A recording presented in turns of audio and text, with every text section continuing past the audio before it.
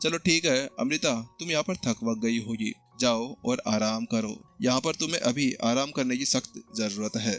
तो उसके साथ में यहाँ पर अमृता अपना सर हिलाती है और कहती है हाँ दादाजी ठीक है, मैं जा रही हूँ। उसके बाद में अमृता पीछे पलटती है और उस कमरे से बाहर निकल जाती है। जैसे वह कमरे से बाहर जाती है उसके साथ में थोड़ी देर के लिए वहाँ पर सन्नाटा पसर जाता है। वो पहले यहाँ पर देख लेना चाहते थे कि क्या अमृता वास्तव में यहाँ से जा चुकी है।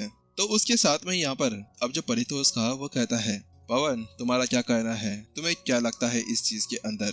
तो वहीं पवन थोड़ी देर के लिए चुप रहता है और उसके बाद में कहता है मुझे मेरे भेस के ऊपर पूरा पूरा भरोसा है, लेकिन किसी कारण से मेरे को ये मामला है ना थोड़ा सा अटपटा सा लग रहा है। मेरे को इस मामले के अंदर कुछ ज्यादा ही दाल काली लग रही है। ऐसा लग रहा है तो किसी ने यहाँ पर कोयला मिलाकर उसको हिला दिया गया हो। देखिए जब मैं वहाँ पर उसके ऊपर अटैक करने गया तो उसके बाद में मैंने उसके बिल्कुल भी हाव भाव को चेंज होते हुए नहीं देखा और ना ही वो बिल्कुल घबरा रहा था। मुझे ऐसा लग रहा था जैसे कि उस पूरी चीज के अंदर वो किसी तरह की एक्टिंग कर रहा था।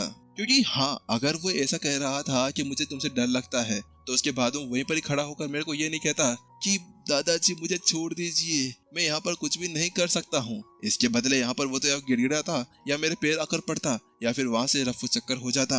क्योंकि सबसे पहले डरावा जो आदमी होता है ना वो वहाँ से रफू चक्कर हो जाया करता है। तो उसके साथ में यहाँ पर जो एल्डर परितोष थे उन्होंने भी अपनी सहमति में सिर हिलाया कि वास्तव में वो भी इस विचार को यहाँ पर साझा करते थे, वो भी इसके बारे में सब कुछ जानते थे। तो उसके साथ में ही परितोष को ऐसा चीज देखे हुए यहाँ पर पवन को भी कुछ लगता है। वो पूछता है मालिक क्या आपको यहाँ पर कुछ पता चला। तो वहीं दूसरी तरफ यहाँ पर जो परितोष था वह थोड़ी देर सोचा करता है और उसके बाद में सामने देखते हुए कहता है मुझे लगता है कि यहाँ पर मैंने अपनी पोती को ज्यादा लाड प्यार कर है ना बिगाड़ दिया है। क्योंकि वास्तव में मुझे अब उसकी सारी चीजों के ऊपर थोड़ा बहुत शक होने लगा है। ऐसा लगता है कि वह अब अपनी भावनाओं को यहाँ पर संभाल नहीं पा रही है। ऐसा लगता है कि उसकी जो भावनाएं हैं, उसकी जो यहाँ पर ये यंगर एज है वो उसके ऊपर बहुत ज्यादा ही अच्छी तरह से प्रभाव डाल रही है। इसी वजह से यहाँ पर मुझे अब उसके ऊपर कुछ ना कुछ शक होता जा रहा है। मुझे ऐसा लगता है कि इन दोनों की कोई ना कोई मिली भगत लग रही है। मुझे ऐसा लग रहा है जैसे कि यहाँ पर ये दोनों ही दोनों पूरी तरह से एक्टिंग कर रहे हैं। तुम ही देखो आखिरकार यहाँ पर जब वो लड़का आता है तो उसके बाद में मुझे ऐसा लगा जैसे कि अमृता तुम्हारा वहाँ पर वेट कर रही थी जाने का, ताकि जब तुम वहाँ पर जाओ और उसके साथ में अमृता फिर बाहर निकल कर आ जाए। तो उसके साथ में यहाँ पर पवन पूछता है आपका इसका मतलब क्या है, क्या आप कुछ कहना चाहते हैं। तो उसके साथ में यहाँ पर परितोष बताता है हाँ बात कुछ ऐसी कि जब तुम यहाँ से चले गए थे ना विपिन को चैलेंज करने के लिए, तो उसके बाद में मैंने भी यहाँ पर अपनी पोती के ऊपर शक किया और उसके बाद में मैंने भी किसी को उसके पीछे भेज दिया था। वह पीछा करते हुए सीधे यहाँ पर उस हमारे मुख्य स्टूडेंट की लाइब्रेरी के अंदर पहुंच गए। वहां पर जाने के बाद में वो वहीं पर ही रुका रहा, लेकिन यहाँ पर जो अमृता थी ना वो एक कमरे के अंदर उस लड़के के साथ में चली गई थी। उसके बाद में कुछ 2 घंटों के लिए वो उसके अंदर ही रही थी। जब वो यहाँ पर ये कुछ शब्द कह रहे थे ना तो उसके साथ में ही यहाँ पर वो थोड़े से गुस्सा भी थे, क्योंकि अभी उसका सारा गुस्सा है ना विपिन के ऊपर था। मुझे ऐसा लगता है कि यहाँ पर इन दोनों के बीच में कुछ ना कुछ चल रहा है। आखिरकार 2 घंटे के अंदर यहाँ पर एक निजी कक्ष के अंदर ये दोनों लोग यहाँ पर कर क्या रहे थे। आखिरकार यहाँ पर इनका क्या मतलब रह गया था कि वह एक ही रूम के अंदर एक साथ इस तरह से रह सकते हैं। यहाँ पर परितोष अभी तक भी उसी चीज को लेकर बैठा हुआ था कि किस तरह से वह दोनों अंदर क्या कर रहे थे। हाँ अब तुम लोग भी पता नहीं क्या क्या सोचने लग रहे होंगे। चलो वापस स्टोरी पे आ जाओ। उसके साथ में यहाँ पर उसकी वो बात सुनते ही मालिक आप क्या कहना चाहते हैं, क्या आप ये कहना चाहते हैं कि यहाँ पर युवा मालकिन और उसके साथ में विपिन इन दोनों के बीच में कोई गैर संबंध चल रहा है। तो उसके साथ में यहाँ पर परितोष कहता है वैसे मैं ये कहना तो नहीं चाहता, लेकिन तुम एक काम करो कि यहाँ पर तुम अमृता के ऊपर पूरी नजर रखो कि वो कहाँ जाती है, कहाँ रहती है, क्या करती है, क्या नहीं करती है। इसके अलावा विपिन के ऊपर भी नजर रखता, लेकिन तुम्हें यहाँ पर ये ध्यान रखना होगा कि यहाँ पर तुम उसके ज्यादा क्लोज मत चले जाना। अगर उसको ये पता चला कि तुम उसका पीछा कर रहे हो तो उसके बाद में मेरी यहाँ पर सामत नहीं है, वो फिर से मेरे से नाराज हो जाएगी और फिर पता नहीं क्या क्या यहाँ पर तोड़फोड़ करने लगेगी। तो उसके साथ में यहाँ पर वो अपना सर हिला देता है। बात कुछ ऐसी थी कि यहाँ पर परितोष कोई नॉर्मल व्यक्ति नहीं था। परितोष भी एक ऐसा व्यक्ति था जिसके पास में सारी तरह की सूझबूझ पड़ी हुई थी और इसी वजह से यहाँ पर वह सारी चीजों को निष्कर्ष निकाल चुका था कि आखिरकार वहाँ पर क्या माजरा हुआ होगा और क्या माजरा नहीं हुआ होगा। और इसके अलावा विपिन, आंतरिक स्टूडेंट्स के अंदर तो मैं यहाँ पर इस विपिन का नाम कभी सुना भी नहीं है।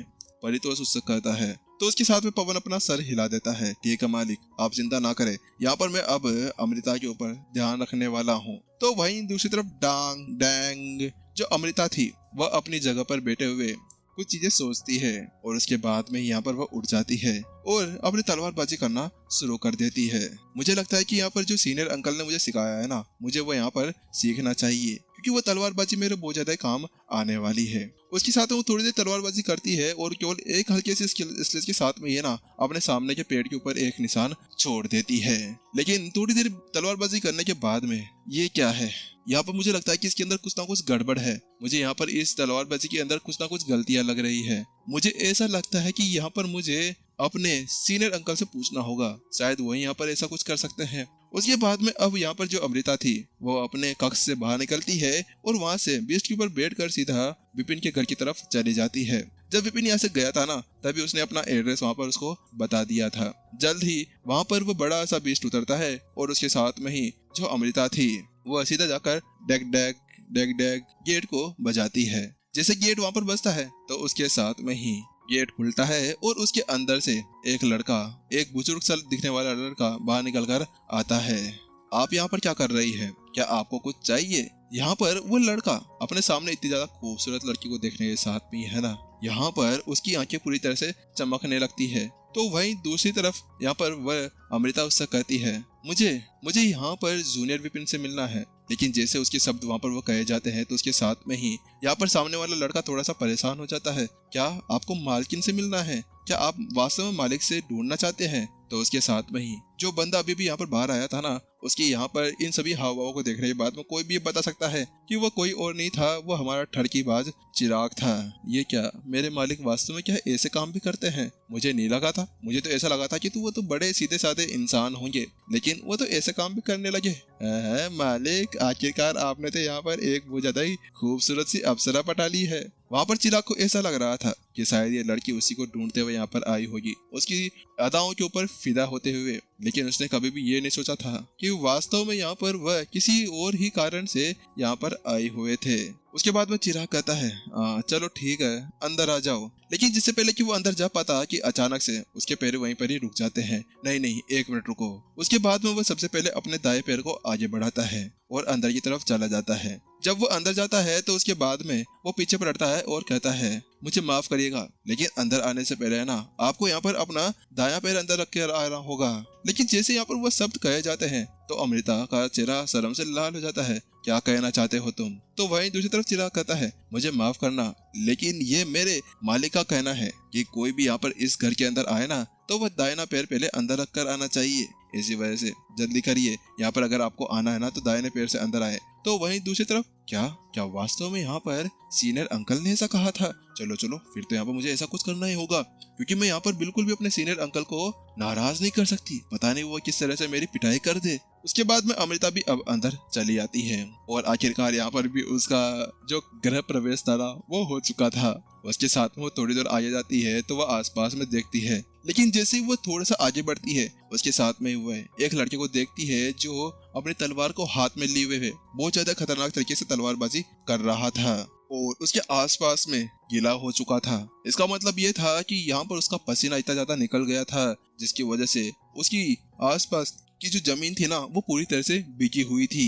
लेकिन अमृता इस चीज से हैरान नहीं थी। अमृता उसकी तलवारबाजी देखने के बाद में हैरान हो चुकी थी। इतनी ज्यादा खतरनाक तलवारबाजी, क्योंकि वास्तव में वो प्राचीन संत स्टेज 2 के ऊपर था और उसके बाद में उसकी तलवारबाजी है ना उसी के दादा पवन जितनी पावरफुल थी। आखिरकार दादा बटलर जो पवन थे ना वो भी इतनी ज्यादा खतरनाक है। बिल्कुल वास्तव में यहाँ पर ही तलवारबाजी बहुत ज्यादा भयानक है। ऐसा लगता है जैसे कि यहाँ पर मैं तो इसके सामने टिक भी नहीं सकती। उसके साथ में अमृता पूछती है, क्या ये जोशुआ है? तो उसके साथ में चिराग कहता है, हाँ यही है जोशुआ। तो वहीं उसकी बात सुनने के साथ में ही अमृता अपना सर हिलाती है और कहती है, अच्छा ये जोशुआ है, मानना पड़ेगा कि बड़ा मेहनती लड़का है। लेकिन क्या तुम मुझे बता सकते हो कि आखिरकार यहाँ पर जो जोशुआ है वह कितने ज्यादा समय से यहाँ पर जूनियर विपिन का स्टूडेंट रह चुका है? क्या आप ये जानना चाहते हैं कि यहाँ पर कितने ज्यादा समय से उनका स्टूडेंट रह चुका है? उसके बाद में चिराग अब अपनी अंगुलियों के ऊपर गिनना शुरू कर देता है, 1 2 3 4 5 6। उसके बाद वो अपनी अंगुलियों आगे कर देता है और उससे कहता है, इतना समय। उसके साथ में यहाँ पर वो कहती है, क्या 6 वर्ष? क्या वास्तव में 6 साल यहाँ पर जोशुआ ने मेहनत कर कर इस तरह से अपनी हासिल को हासिल कर लिया था?